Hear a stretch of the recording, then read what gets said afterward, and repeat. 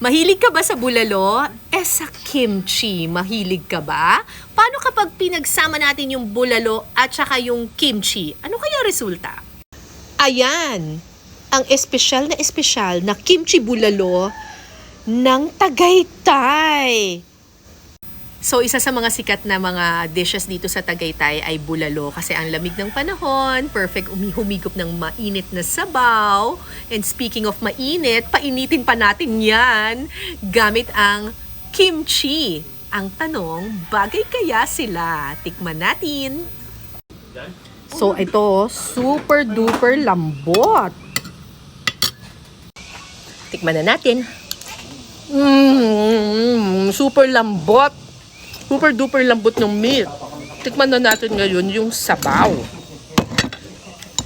Ito yung sabaw.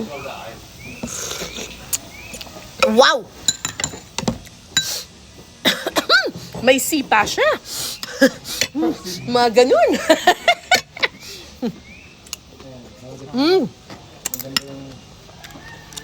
In fairness, bagay pala yung bulalo tsaka yung kimchi.